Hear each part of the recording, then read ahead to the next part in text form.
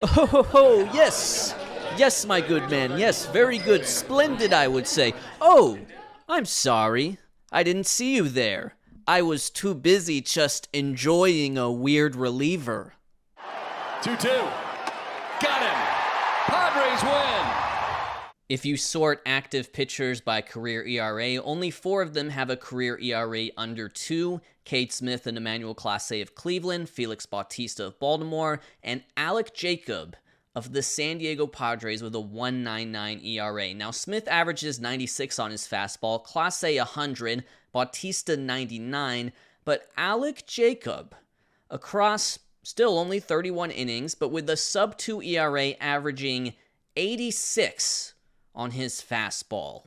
When I think about Alec Jacob, I get little butterflies in my stomach. I'm just so happy to think about him. I'm just so happy that someone throwing an 86-mile-per-hour fastball is getting outs in MLB in the big 2025. In 2025, he's tied for the lowest four-seam fastball velocity in the league with Brent Suter, both averaging 85.6 on their four-seam fastballs. And he doesn't just throw his four-seam fastball slow, he throws everything slow. He averages 84 on his sinker. Only Tyler Rogers has a slower sinker than that. His changeup has the lowest velocity in the league at 74.5. That's great. That's about 11 miles per hour slower than his four-seamer. That's a good differential. And finally, to complete the 4-pitch mix, how about a 72 mile per hour sweeper? How about that? Doesn't that just make you happy to think about? And yes, we can see from the video that he has a funky sidearm delivery, but the truth is you can't just funky sidearm deliver any old regular 86 and expect to get results in MLB. How do we talk about our love for Alec Jacob? How do we quantify his funk? We need charts where there are dots, where each pitcher is represented by a dot, and Alec Jacob is the dot that is far away from the other dots. I think I might have just bruised my hand a little bit. So here you go, people. The y-axis on this one is going to be the release height in terms of feet. Of course, with that side army delivery, you'll find that Alec Jacob has a very low release point relative to the rest of the league. And at the bottom here, we're going to have induced vertical break on the four-seam fastball specifically, and that is in inches. So induced vertical break right here, release height up here, and we're just kind of looking for the funky outlier. Who could be the funky outlier here? Who is the dot that's not like other dots? And in this case, here's Mr. Alec Jacob. As you can see, lowest release point of a four-seam fastball on this graph, but not only that, it's the fact that he's getting a roughly league average, close to 15 inches of induced vertical break. There's about as many pitchers who have less induced vertical break as he does as there are more. I would say he's probably around raw, unadjusted, maybe 30th to 40th percentile in that regard. We can see the guys who have insane induced vertical break. They're going to be, to the right on this. That's going to be guys like Alex Vezia. That's going to be guys like Tristan McKenzie. That's going to be guys like Nick Pivetta. But of course, they have very high release points. The only dot that really comes close to Alec Jacob in terms of the low release point versus good induced vertical break is going to be Paul Sewald, who is, I think, a decent comp in some regards. And Paul Sewald, to be honest with you, has had a very nice career. When it's all said and done, he was the closer for a pennant-winning team. Not a lot of relievers can say that. Guys, real quick, patreon.com/foolishbaseball. Just posted up my monthly exclusive video content on there. It is a Q&A. It's about an hour and a half long. I answer about 60 or 70 questions. And if you like how that sounds, there's about 30 more available exclusively on patreon.com/foolishbaseball. Let's change up the y-axis here. Let's change it from release height to arm angle while maintaining the x-axis as induced vertical break. You can see here from the line of best fit that there's a very strong correlation between arm angle and induced vertical break on the fastball, and it's pretty easy to understand why. The more over the top you come in terms of your delivery, the more backspin you're going to be able to put on that baseball and give it that Magnus-y carry that's being measured here via induced vertical break. The question is, of all these dots, each representing a pitcher who throws a four-seam fastball, which one is Alec Jacob? Is he a dot that's just like all the other dots, somewhere in the middle, like Mr. Jose Barrios? No, he's not. He's a special dot. He's a special dot that is meant to be enjoyed, separate from the other dots. There he is right there. There's just nobody sidearmy throwing a fastball like this with 15 inches of induced vertical break. No one close. The sidearmy guys are, Chris Sale, who gets, close to 10 inches, or Penn Murphy, who's negative. I'm not even sure if I could consider that to be a four-seam fastball. But that's Alec Jacob, right? This is what makes him special. Good induced vertical break relative to his release height and his arm slot. The guys who are, maybe not even really in the ballpark, but the closest comps are Aaron Nola and Paul Sewald and Brian Hudson of the Brewers. But the interesting thing to me is there is one pitcher that I think if we look at it actually deviates from the line just as much as Alec Jacob does. And that's Andre Pallante, who goes the other way for the Cardinals. Really high slot, really high arm slot, high release point, and yet not a lot of induced vertical break on his fastball. And this has sort of the opposite effect. It doesn't rise as much as expected, so he gets a lot of ground balls. Alec Jacob, meanwhile, very much a fly ball / pop-up type of pitcher. David Laurila of Fangraphs did a really good interview with Pallante, specifically talking about the unique effects of his fastball. And the way Pallante put it, I think, is very relevant to this video and very relevant to the case of Alec Jacob, even if ultimately what they're doing is sort of the opposite thing, right? Pallante says, uniqueness is how you excel in this game. MLB averages don't stand out too much, right? You need to be unique in your own way. I think that's completely correct. I think that's what pitching is.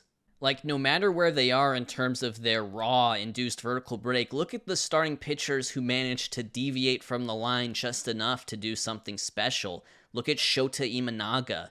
Look at Jacob deGrom. Look at Chris Sale. These are all really good pitchers.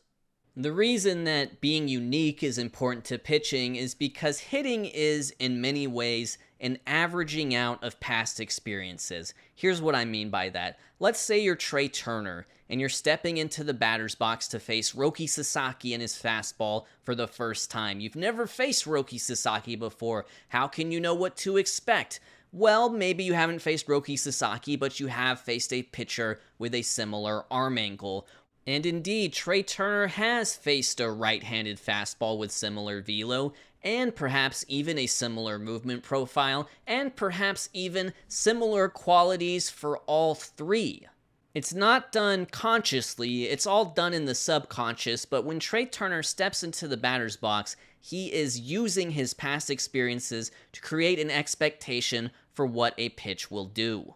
And as a pitcher, deviating from that expectation is good. Even if Trey Turner hasn't specifically faced Roki Sasaki, across 5,000 plus MLB plate appearances, he's faced little bits and pieces of him in the aggregate, and that's how he still ultimately stands a chance.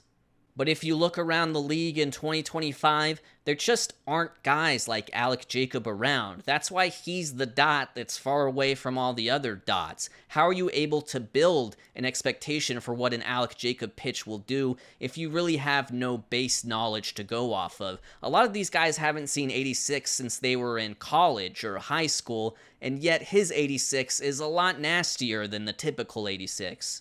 And so when we talk about that funk, we can talk about a pitch grading model like Stuff Plus from Eno Sarris. Here we are. With the x-axis, it's Stuff Plus. With the y-axis, it is four-seam fastball velocity. So we're just measuring the Stuff Plus of these fastballs. You can probably already tell by now which dot is going to be Alec Jacob, but you can see some correlation between velocity and Stuff Plus, although admittedly, not quite as strong a correlation as I thought. There are plenty of guys deviating. If we can look at it in terms of like quadrants, the sort of low Stuff Plus, low fastball velo guys are going to be like Kyle Hendricks, Ben Lively, Jake Junis. Then in terms of high velo, low stuff, you're seeing guys like Jose Ferrer and Jose Soriano and German Marquez. Then you have just the elite fastballs, right? Good Stuff Plus, good velo as well. Jose Alvarado, Hunter Green, Robert Suarez, and then you have the guys that are in sort of the Alec Jacob land. Maybe not the best velocity, but good Stuff Plus, and it's all because of their release, right? That is going to be Alex Vezia, that's going to be Matt Strahm, that's going to be Shota Imanaga. Good movement on the fastball relative to the release point. So which one is Alec Jacob? It's that one. It's a 119 Stuff Plus while averaging 85.6 on the fastball. Look how many pitchers there are that even have a higher stuff plus than him. What are there, like 10? Like 10? And here he is at 86 miles per hour doing this. Look how far away he is from the other pitchers. It makes me happy. It makes me smile. I enjoy you, Alec Jacob. And I know the focus of this has been the four-seam fastball, but I really do like the other pitches too. You have the sinker, which is more normal for a sidearmer. You have the changeup that he's not afraid to throw to a righty. I like that. That's a little weird. But my favorite pitch other than the four-seam fastball has got to be the sweeper, because it has a lot of the same qualities that make the four-seam fastball good, especially with regards to induced vertical break relative to the arm angle and release point. I mean, look at this sweeper to Jhonkensy Noel. It has 17 inches of sweep. It has 10 inches of induced vertical break. No wonder he swings under it, but it's 72. I mean, this is just a hilarious way to make a living.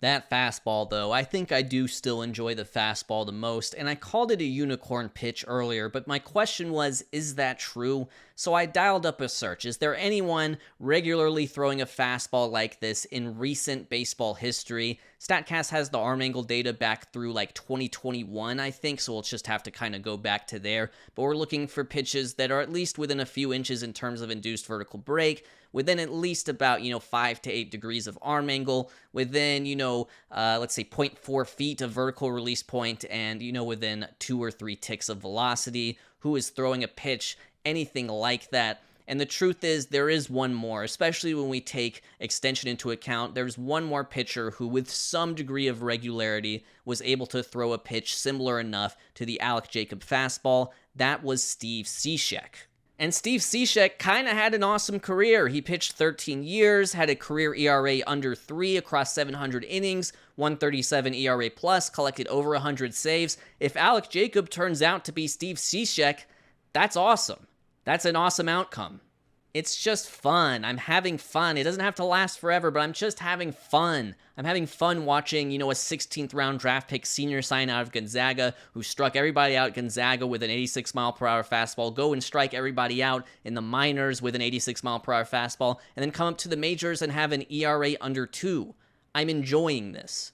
And the last thing I'm going to enjoy is this. My favorite Alec Jacob fastball. What's your favorite Alec Jacob fastball? Feel free to leave it in the comments below. Let's just watch and enjoy. Did you see it? Let's watch it one more time. We will watch and we will enjoy. Let me tell you what I see. I see Dansby Swanson decide what this pitch is about 3 times and hesitate and somehow be late on an 85 mile per hour fastball right down the middle. Watch his body language. Watch his leg kick. All right, leg comes up, and then he sees the pitch, and he's like, oh, that's definitely a breaking pitch. It's moving so slow, I'm sure it's going to dive out of the zone, like a sweeper. It's thrown with the velocity of a sweeper. Why wouldn't I think it's a sweeper? So I'm just not going to swing. Look at that front foot. Front foot comes down. No swing for Dansby Swanson. No swing. And then he realizes as the ball gets closer, and his foot is already down. Oh, no, I'm gonna have to swing it. It's going to be a fastball right down the middle. And so he swings at it, and he's late. Too much hesitation there. Look at his front foot one more time. I want to zoom in on this. So the front foot comes down. He is ready to swing, and then he decides no swing. So the foot just comes down, and then he realizes, oh no, I'm going to have to swing because it's down the middle if I don't. And so he has to pick up the foot again to begin a swing. And he's too late. He's under it. Thank you, Alec Jacob.